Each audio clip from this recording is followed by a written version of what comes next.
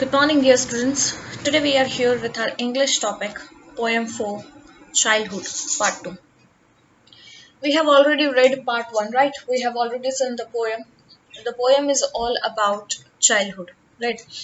The poet here asks many questions like when and where my childhood gone, right? So he was having many dilemmas, many questions related to his childhood. वो बार बार find out करने की कोशिश कर रहा है that कौन सी as में शायद मेरा चाइल्डहुड गया. He says that when I was 11 at that time I have lost my childhood, right. या जब उसे समझ में आया हेल या हेवन क्या है, तब शायद चाइल्डहुड उसका चला गया, या उसकी जो इनोसेंस खत्म हो गई, या उसने जब हाइपोक्रेसी या हाइपोक्रेटिक पीपल देखे who says something, who act something, right? At that time he lost his childhood. He is just trying to find it out कि उसका childhood कहाँ गया. And at last he was having only an answer, and that was that कि only infant phase he can found his childhood in any infant phase.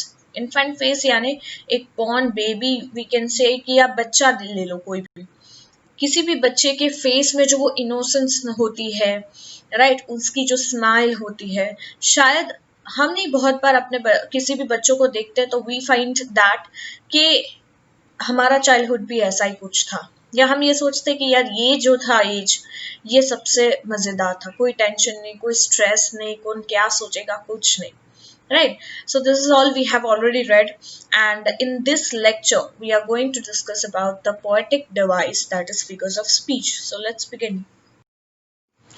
Poetic devices देखते हैं. The first paragraph of the poem is, when did my childhood go? Was it the day I ceased to be 11? Was it the time I realized that hell and heaven could not be found in geography, and therefore could not be? Was that the day? ये जो first paragraph है उसमें हमें poetic devices देखने हैं, and the first poetic device is rhyme scheme, right. Rhyme scheme यहाँ पे एक बन रही है इस पैराग्राफ में, और वो राइम स्कीम है A B B C C D. कैसे? You can see a go है, right. Last word first line का क्या है? When did my childhood go, right. अब यहाँ पे हम इसको ए पुट ऑन कर देते हैं, लेट्स पुट ए हियर. अब ये गो से रिलेट करता राइमिंग वर्ड किसी भी लाइन के एंड में है. गो एंड 11 राइम नहीं है, हेवन एंड गो राइम नहीं बन रहा, ज्योग्राफी और गो का भी नहीं बन रहा, बी डे के साथ भी गो का राइम नहीं बन रहा, तो वो ए को अकेला छोड़ देते हैं. अब बी के लिए बारी आती है. सेकेंड लाइन में was it the day I cease to be 11 में हम डाल देते हैं बी. अब हमें 11 जैसा एक राइमिंग वर्ड फाइंड आउट करना है जो उससे सिमिलर हो, right. So 11 and heaven, you can see V E N, वो पीछे सेम राइमिकल वर्ड बन रहा है. 11 हेवन, यस, ये सेम जा रहा है, तो हम दोनों में बी भी डाल देते हैं. 11 एंड हेवन, तो इसलिए मैंने कलर वाइज उसको बाइफिकेट किया है. A goes to black colour, जो गो दिया मैंने, राइट. देन बी वो है अराउंड रेड कलर, और मरून कलर में you can see 11 in heaven, ठीक है. अब 11 हेवन, ऐसा कोई नीचे राइमिकल वर्ड है? ज्योग्राफी भी नहीं, बी भी नहीं, डे भी नहीं. So let's take now C. Geography को हम दे देते हैं सी, और geography and B, fee B is rhymically same, तो ये हो गया हमारा सी सी, यानी ज्योग्राफी इज सी, और and therefore could not be, ये भी हम सी ले लेते हैं. एंड अब बचा लास्ट डे. डे के जैसा कोई भी राइमिकल वर्ड नहीं है, तो लेट्स टेक इट डी, ठीक है. So here our rhyming scheme और rhyme scheme is A B B C C D. Is it clear? चलो अब नेक्स्ट मूव ऑन करते हैं. The next poetic device here used is refrain. Refrain का मतलब होता है लाइन और a group of lines that repeats, एक ऐसी लाइन या ग्रुप ऑफ लाइन जो रिपीट होती है. You can found in the poem. ये रिफ्रेन जो है ये पोएम के आई थिंक दोनों ही पैराग्राफ में अवेलेबल है. When did my childhood go, was that the day, right ये जो first line and the last line ये आगे के पैरा में भी रिपीट हो रही है, राइट इसलिए इसको कहा गया है रिफ्रेन, अ लाइन और group of lines that repeats when did my childhood गो, ये हम आगे के पैराग्राफ में देखेंगे सेकंड पैरा में, वहां पे भी ये लाइन यूज हुई है। And the last line was that the day, ये भी लाइन रिपीट हुई है। दिस इज कॉल्ड रिफ्रेन, ठीक है जो लाइंस या ग्रुप ऑफ लाइंस रिपीट होती है after an interval, that is called refrain. Next poetic device is anaphora. अब ये anaphora क्या है? We have already learned what is anaphora. Anaphora का मतलब होता है कोई भी words beginning के phrases और sentence में repeat होते हो, जैसे you can see the line 2 and 3. Was it the day I ceased to be 11? Was it the time I realized that hell in heaven? So you can see the was it the day, was it the, ये जो was it the, it is repeating, यानी phrases और sentence के beginning में words repeat हो रहे हैं, so this is we called anaphora, ठीक है। now comes assonance. assonance क्या है?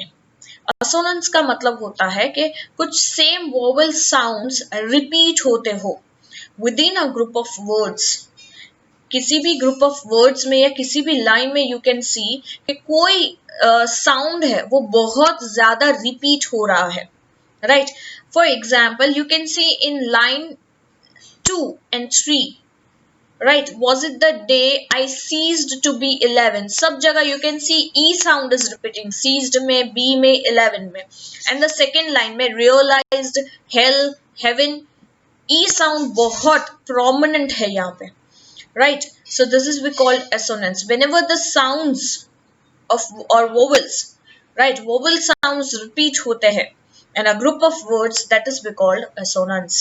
now next comes antithesis. ये क्या है? antithesis itself means opposites, ठीक है जब कहीं पे भी opposites words use किए गए हो, right that is we call antithesis.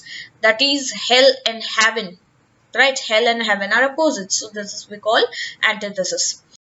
और आता है alliteration. alliteration मैंने यहाँ पे सिर्फ बोल दिया है कि alliteration है, कहाँ है, you will find it out by yourself, क्योंकि अब हम alliteration से काफी used to हो रहे हैं, तो अब मैं alliterations नहीं बताऊंगी, ठीक है alliterations you know कहाँ है और आप खुद करोगे ये, fine so let's move on.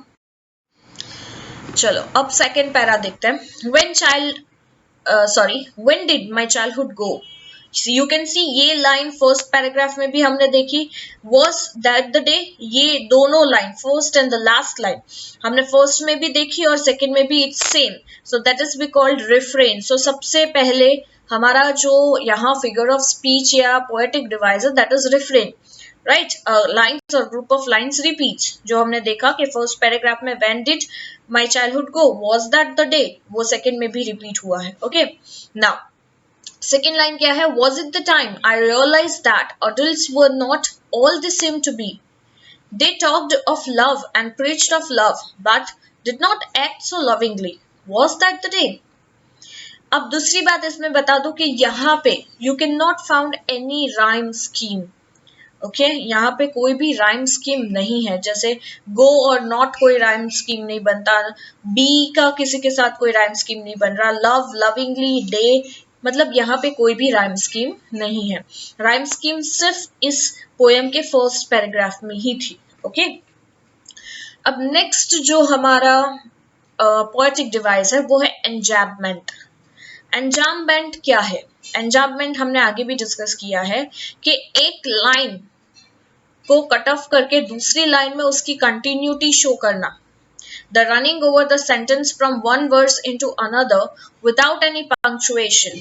जैसे you can see the second line, was it the time I realised that adults were not, इसके आगे पोएट ने कुछ नहीं लिखा और नेक्स्ट लाइन में कंटिन्यूटी दी है, बट नॉट के बाद उसने कोई पंक्चुएशन मार्क शो नहीं किया, यानी ये लाइन अधूरी है, ये कंटिन्यूटी जारी है, all they seemed to be and it finished here in the next line. So this is we called enjambment. So our line second and 3, right second और थर्ड, ये हमारा एंजाम्पमेंट है, क्योंकि you can see the second line में कोई punctuation नहीं है, it is continuity to next line. Fine Enjambment clear? So second paragraph में only this two things, one is refrain, वो हमने देख लिया एंजाबमेंट है, और यहाँ कोई राइम स्कीम नहीं है. Okay, now comes third para. You can C refrain here also. Refrain यहाँ रिपीट हुआ है फर्स्ट पैराग्राफ में, the first and last line is repeating, second में भी वही लाइंस एंड थर्ड में भी वही लाइंस रिपीट हुई है. सो रिफ्रेन इज देयर. ओके, चलो let's read out. When did my childhood go? Was it when I found my mind was really mine, to use whichever way I choose, producing thoughts that were not those of other people, but my own and my alone? Was that the day? पहली बात कि यहाँ कोई rhyme scheme नहीं है. Go, mind, choose, people, alone, day, कोई भी ऐसा वर्ड नहीं है जो राइम स्कीम बना रहा हूँ. राइमिकल वर्ड्स यहाँ नहीं है, so there is no rhyme scheme. Second is enjambment. You can see enjambment आप देख सकते हो फोर्थ लाइन में. Producing thoughts that were not those of other people, cut, but my own and my alone. Right, यहाँ पे कोई भी comma, punctuation mark second और third, sorry fourth and fifth line में कोई भी पंक्चुएशन मार्क या कॉमा कुछ भी नहीं दिया है. तो it is we can say a continuity sentence. Fine, so that is we call enjambment. Next, अब जो हमारा poetic device है वो है inversion. Inversion का मतलब itself, इसका जो नाम है inverse, right, वैसा ही ये पोएटिक डिवाइस है. इन्वर्जन यानी सेंटेंस के फॉर्मेशन का इन्वर्स किया हो. यूजुअली हम देखते हैं सेंटेंस कैसे फॉर्म होता है. सब्जेक्ट आता है पहले, right, then comes what, verb, then object. Usually ये हमारा फॉर्मेशन है. बट यहाँ पे शायद पहले वर्ब हो सकता है, फिर सब्जेक्ट हो सकता है, फिर ऑब्जेक्ट हो सकता है, in that manner. So when there is an inverse of sentences, जैसे the normal order of words, जो यूजुअली हमारे सेंटेंस फॉर्मेशन का नॉर्मल ऑर्डर होता है, वो रिवर्स्ड कर दिया हो in order to achieve a particular effect of emphasis. क्यों ये किया जाता है inversion?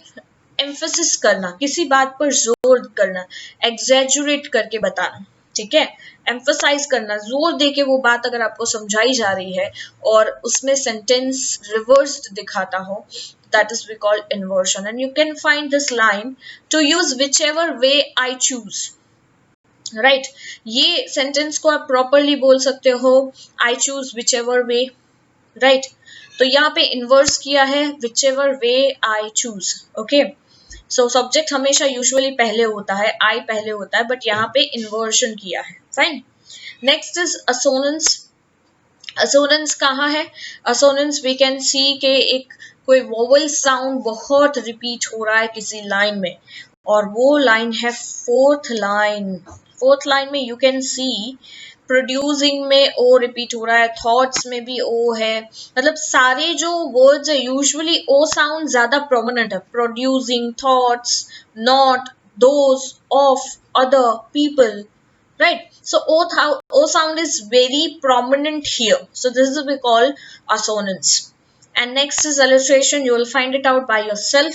Okay, hope you are getting this poetic device very well. So let's move to next. Now comes the last stanza of the poem, that is, where did my childhood go? अब यहाँ देखो, यहाँ refrain नहीं है क्योंकि यहाँ के lines differ है. आगे के सारे लाइंस में हमने when did my childhood go देखा था, बट here when के जगह where है, so this is not refrain. And last line भी इसकी change है. Fine, तो here there is no refrain. So where did my childhood go? It went to some forgotten place that's hidden in an infant's face. That's all I know. अब next thing कि यहाँ पे you can see that कि rhyme scheme बन रहा है. कैसे? Place, face, ये तो सेम राइमिकल है. गो, पहले गो को लगा देते ए. अब देखते हैं ए जैसा कोई राइमिक बन रहा है. गो के साथ प्लेस नहीं सेट होगा, गो के साथ फेस नहीं सेट होगा. Go, no, yes, go and no ये सेट हो रहा है.